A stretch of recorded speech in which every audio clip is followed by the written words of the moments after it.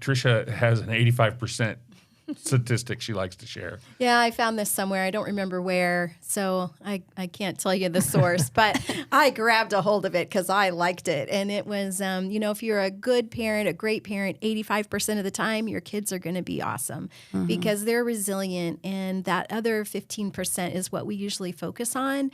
But if we do mess up, we can take those moments and apologize.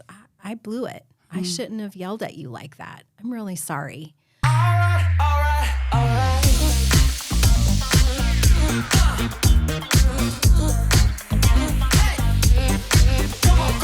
Hey there, amazing parents. Welcome back to Pep Talk, the Parent Experience Podcast.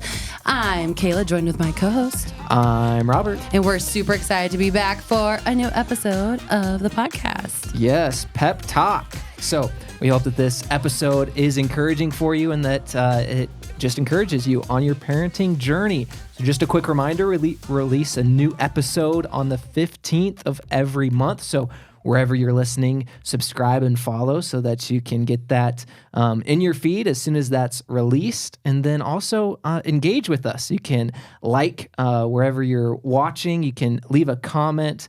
And if you also leave a review, that helps other people find this podcast and it can encourage them in their parenting journey as well. And so without further ado, Kayla, what's today's topic? This month we're talking about peace. Peace, man. Like the peace symbol? Yep, all of it. We're talking about peace in Romans 12:18. If possible, live at peace with everyone. And keep doing it over and over. And we look at the life of Jesus and how he was full of peace. He brought peace into situations everywhere he went. Last month we talked about kindness. And this month I just think it's great that we're really getting to the heart then of peace, right? And so the kids are going to be studying stories back from Genesis all the way through Jesus' resurrection and his fulfillment of God's promise. And so it's just going to be an awesome month with our kids. And tonight at FX, we just had a great parent segment with two of my favorite people. Ooh, that's big praise. Oh, it is big praise. Who are they? But it's accurate. And it is Mr. Scott and Miss Tricia Murrish. And so would you guys say, hey, welcome to the podcast. Hello, everyone. This is Tricia. And this is Scott. We're really glad to be here. We're excited to have you. And you guys just did such a great job sharing at FX. And man, I would just love for our listeners to get to hear a little bit about who you guys are, what you do, and who your family is. All right. Well, you want me to start? Go ahead, hon. All right. Well, Trish and I have been in full-time ministry since 1988. When we got married, we've been youth pastors, kids pastors. We've senior pastored. We've also been full-time missionaries serving children from the foster care system through a ministry called Royal Family Kids Camps. And currently we direct a campground. So together we have a place that serves churches and kids ministries and youth ministries with summer camps and year-round retreats. And then my wife, Tricia, has a business of her own. Yeah, I have a kinder music business. So I am in my 17th year of teaching kinder music, and that is parent and child connected classes that go from birth all the way to kindergarten. And so I'm super passionate about brain development and just connecting young families and parents. And I'm the cheerleader for all these young families. So I just love it. That's what I do. And on the weekends, I help at the camp. We've done things throughout the years, but we've also been blessed with 4 children, 3 boys and a girl. 3 are married, and we now are grandparents. Aww. So I have the wonderful privilege of being called Mimi. Cute. Oh, I love it. Yeah, and I'm Pop. Yeah, Mimi and Pop. So cute. How many grandkids do you guys have? 3. We have 3 2.5 years, a 10-month-old and a 6-month-old. Those little, so much fun. Super fun. Man, well, fun fact about the Murrishes is they were my kids' pastors when I was a kid here at New Life. So you guys were sharing your first date was like at a New Life event. Am I right? Yeah, at a fall festival event in 1985. Whoa. Yes. So I love that you guys are just part of the church and you've been invested in this community in Kearney for a long time as well. And you guys have done an amazing job raising amazing kids. And so we as parents would love to learn from you in this podcast today. So we talked about peace, right? Life can seem so chaotic, especially in this stage of parenting. kids' activities, all the things you're trying to do as a parent and trying to keep your kids together. And then on top of all of it, just normal life stress too, right? Like in our homes, a lot of times can lack peace, but peace is something that Jesus said that he brings to us. It is available to us. And so tonight you guys shared a little bit about how we can bring peace into our home and a great verse. Would you guys share that with us? Yeah. So Tricia, would you read that? Yeah, it's from John 16:33. He says, I have told you these things so that in me, that's Jesus, you may have peace. In this world, you will have trouble. This is my favorite part, but take heart because I have overcome the world. You know, we're in this crazy world, Kaylee, that you just talked about, with so much happening inside the home and outside the home. And we live there too. And so we can take a moment and take heart, understanding that Jesus and in him and by his grace, when we get our heart in line with him, we can take heart because he's the one that's overcome the world. He's the one that can bring peace to us. Yeah, because without Christ, this is not a peaceful world. Yeah. I mean, there's so many things working against us as parents to just drag us down or disrupt the home or disrupt our parenting styles and all the things. But take heart. Jesus is with you. Yeah. Yeah, man. It's And possible. I'm grateful for that. Yeah. So, okay. So one of the things that I loved you guys shared was you had a couple different words that you took our parents through that would help bring peace into moments in different situations that would help set us up for success. So could you guys walk us through that a little bit tonight? Yeah, the first one is buttons. We all have buttons that get pushed, and things that frustrate us or set us off quickly, or things that just nobody else knows about us that we've experienced in the past. And when that comes up, that's a button, and we start to have the adrenaline rush and the feeling of stress. And as a parent, and kids never push buttons, right? No, as a parent, when those things come up, it immediately starts to work on us, and we can figure that out with a few tools. Right. So sometimes we don't really know what our buttons are. Sometimes we have come to recognize what those are. But mainly, like Scott said, it's something that just kind of sets you off. And all of a sudden you have this unmatched response to something that's happened. That's probably a button getting pushed. I gave an example that one of the things that kind of pushes a button for me is dishonesty. Like if I feel like somebody's not being completely honest with me, or they're not telling me the whole truth, they're withholding something, or they're just outright lying, that's really pushing a button. And I can get pretty angry pretty quickly. But recognizing that about myself, if I'm seeing that, then I can stop and sometimes we have to be the grown-up, right, for ourselves. Yeah. And say, I'm not going to wear that button on the outside of my shirt or on my vest. I'm going to take a mental moment and flip that button, flip that vest or that shirt inside out so that I'm the one in control of my buttons. They're not out here for everybody else to push, because I actually need to take responsibility for myself.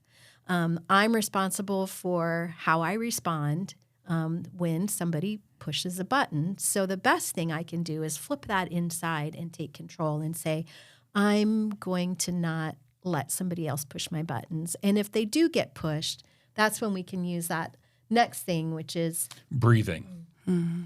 Yeah. Yeah. Sometimes you just have to stop when you recognize that those buttons have been pushed and literally pause. And Tricia does this in kinder music all the time. She'll have the children, excuse me, she'll have the children touch their nose. So, and the parents will model this, like, you touch your nose if your child will let you touch their nose, and breathe with me. And then grown-ups, you breathe. So that's one of the things that happens in my classes. I say, now you recognize that the most important people that need to breathe here is the adults. Mm-hmm. And when the adults breathe and begin to be calm, then the children will catch that calm. Yeah, when they recognize that you as an adult are taking control of your emotions and not letting your buttons be pushed, and you are breathing, and you ask them to stop and breathe with you, literally it takes three breaths for your brain to begin to calm down. Yeah, to get that blood flow from the base of the brain up to the cognitive center, which is where you need it to be to reason. Well, I think that's just a really good spot, starting spot, right? Right. For all of our parents right now. Like, man, if you're feeling the peace starting to get disrupted in your home, emotions are rising, maybe it's feeling a little chaotic, let's just pause a moment, recognize as the adult, okay, are these my buttons being pushed? Is this even something that needs to be addressed right now? Or do I just need to get under control? I'm going to take some breaths and then help my children also take some breaths. I think that's a really good place to start. Okay, so then what were some of the things that you had after that for us? For breathing. And then we talked a little bit about behavior and just pre-coaching. Like if you know you're going into a situation where, like for us, it happened to be maybe eating out with another family, and we just wanted to make sure that our kiddos understood the expectations, what we were wanting them to, how their behavior needed to be while we were in this restaurant. So we called them restaurant rules, is kind of how it evolved. Okay, kiddos, we're going to use our napkins. We'll use inside voices and not outside voices. We'll use our silverware instead of our fingers, if they were age appropriate. Just pre-coaching what it is that you want that behavior to be. And I think that's an important thing too to recognize is really focus on what you want rather than what you don't want. So if you can take a moment and really think it through, because it's easy to say, don't do this. That's our first reaction. But children think in pictures. And so if you say something, don't, whatever it is you're going to say, don't yell, they're thinking yell. That's all they think and hear is yell. And so if you say, make your voice match mine, make it quiet, breathe with me, those are things that you want to happen in using those positive words. And Scott did a lot of coaching as well when the kiddos were older. Yeah, in various things, whether it was, what's it going to be like when they go to their first day of middle school, to be prepared for their first day of middle school, because that's a hugely stressful time. They're young, they want to be on the in crowd, but how do they do it? And so that's a whole nother conversation I can't get into because we'll have some other resources. But pre-coaching every scenario, knowing that when a traumatic thing is going to happen or an important thing is going to happen, going to a restaurant, visiting a family, visiting somebody who's sick, how do you do that? First day of camp, of course, we love camp. What's it going to be like when you go into your cabin the first day of camp? What kind of behaviors do you want your kids to have? And so just talking them through scenarios. Now, it takes maturity, it takes foresight, it takes wisdom to say, I need to really talk them through what it's going to be like. And it doesn't always turn out perfect. In fact, if one or two of the things work, then you're winning. You are totally winning. If you have one or two wins or victories out of the things that you've pre-coached them for, you got it. Tricia has an 85% statistic she likes to share. Yeah, I found this somewhere. I don't remember where, so I can't tell you the source, but I grabbed a hold of it because I liked it. And it was, if you're a good parent, a great parent, 85% of the time, your kids are going to be awesome because they're resilient. And that other 15% is what we usually focus on. But if we do mess up, we can take those moments and apologize. I blew it. I shouldn't have yelled at you like that. I'm really sorry. That wasn't showing you kindness or God's love or being understanding in that moment. And so taking those times to actually humble yourself with your kids and apologize. I mean, our daughter was telling us that she had a pretty strong memory of a time when things did not go well. Apparently it was some kind of a car trip. And we don't remember this. We were going someplace important, she said. And didn't go well. And she said afterwards, Dad apologized. And she said, that really impacted me, that Dad said he was sorry and he didn't do it right. Because you don't always do it right. No. It was definitely one of my 15% moments. Right. Sure. And I can remember coaching the kids, not just, on what things that they should or shouldn't do, but I remember saying, hey, today at school, look for the kid who seems by themselves today. Show some kindness. If you don't share anything else, share a smile. Look them in the eye. And so even coaching like that about kindness or about sharing peace with the people that you're with, you can coach that with your kids as they're walking out the door.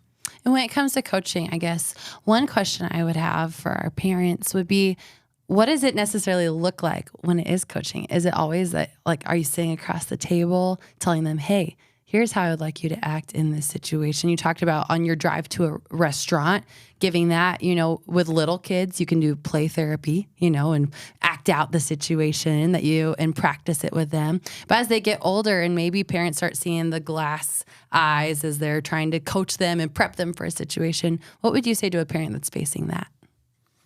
Well, for me, it's ask them the questions of what they want their outcome to be, rather than pre-coaching.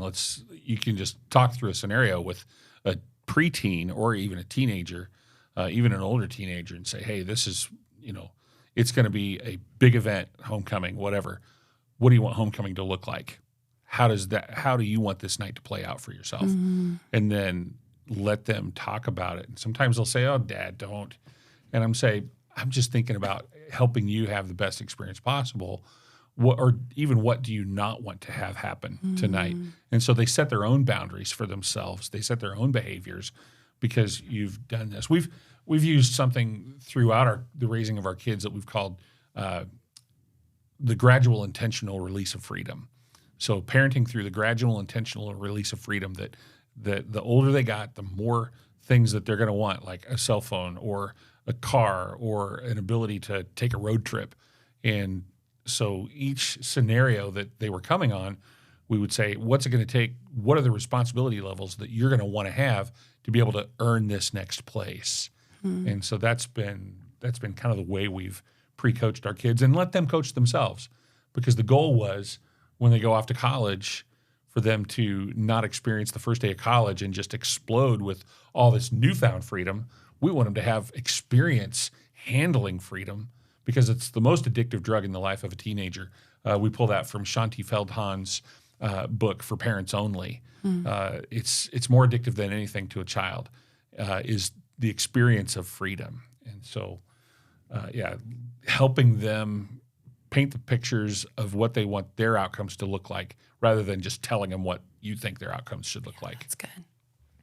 That's good. All right. I think you have one more. What was your last one for our our last families? one is boundaries, just kind of setting some boundaries in our home, understanding that we are the gatekeepers for what comes into our home, what we bring in and what we let in.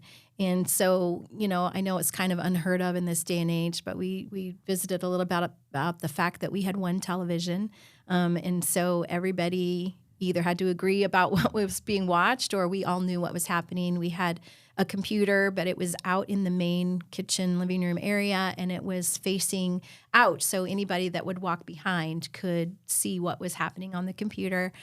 We did not allow screens in their bedroom. That was just one of our rules that helped set boundaries, because isolation can be a scary thing. I mean, if you're not aware of what your kids are watching or what they're listening to, how they're gaming, whatever is happening, just being aware. And our house is small. We thought, you can't go out and tell everybody, if you have a house that's too big, sell it and get a smaller house. No, but we sometimes didn't like the fact that we had a small house, because we felt like we were all living on top of each other. But as our kids grew and they look back, they've told us, hey, that was helpful, because everybody was in everybody's business, so we had to get along. And so just being aware of disappearing into a basement can be something that you want to be aware of what's happening in that basement. And that is going to help you with peace in your home. Yeah, I mean, charging their phones in the kitchen at night, things that just gave them the ability to not have to navigate a lot of crazy stuff. Yeah, I think that's so wise. Well, I want to get one more question in before we start wrapping up. But if a parent is feeling like they don't even know where to start, they feel discouraged that there isn't peace in their home, maybe it's even in their marriage, that they feel like, all right, before I can even reach my kids and have peace in our home, I got to find peace in our marriage. Where would you encourage a parent to start in bringing peace into their home? Well, first of all, I think you got to have a friend.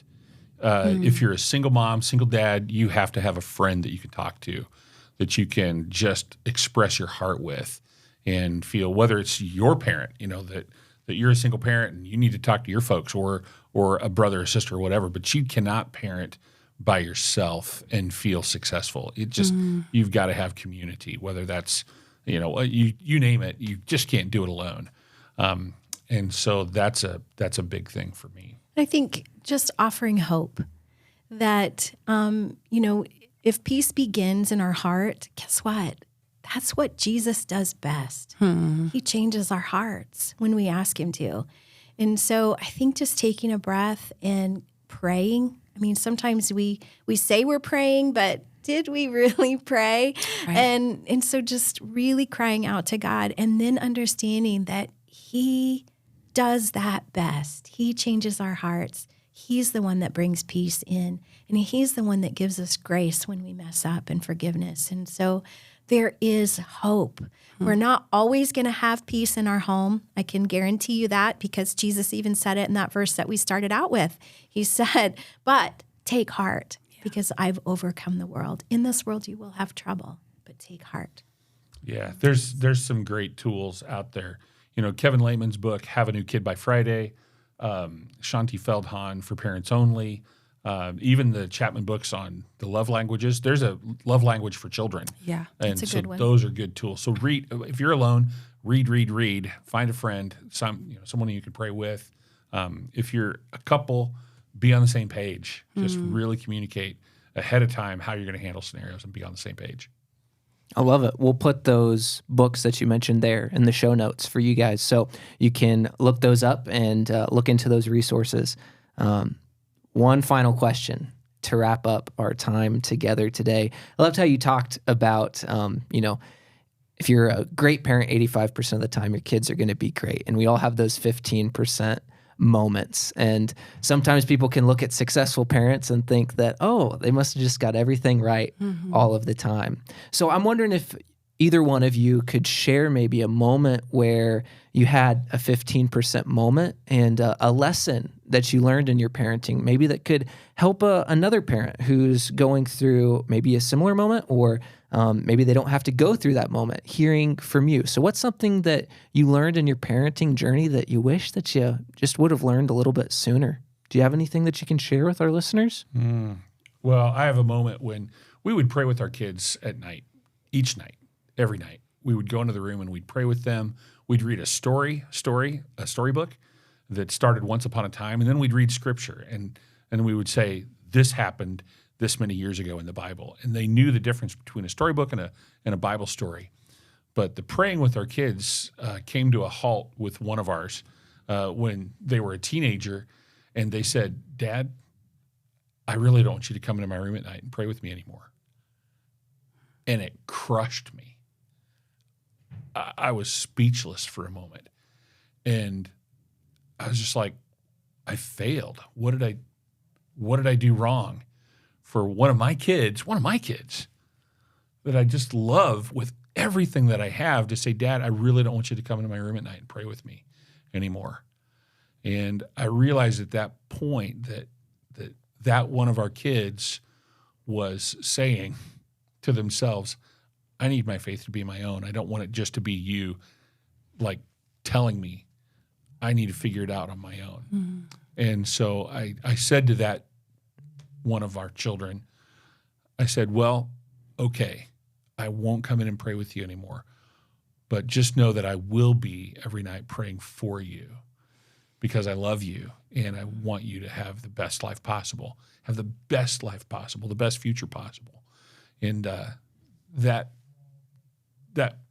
was a watershed moment of me having to realize I cannot control the situation. I have to release this and let go. And that was a moment I wish I could have saw that coming and done it better. And then there's always moments when, as the dad, I would say, it's Dad wins. Dad's going to win this scenario, and I had to win. That wasn't one of those moments, but several times. And I have to come back and say, you know what? Dad doesn't have to win. Jesus wins, family wins. But yeah, to step back and step out of myself and say, I give this over to you, Lord. Yeah, that's just a beautiful picture. And I love just the reminder that we're trying to raise our kids not to be grown-up kids. We're trying to raise them to be the person that God's called them to be, and to be the adult and empower them, and that release of freedom as they get older. And so this was so encouraging to me, you guys. Thank you for coming and sharing with our parents. Yes, thanks so much for being on the podcast, guys. Those of you listeners, thanks so much for listening. If you found this episode to be helpful, copy that link, share it with a friend. Don't forget to like, comment, leave a review, and until we see you on the next episode, see ya. Bye.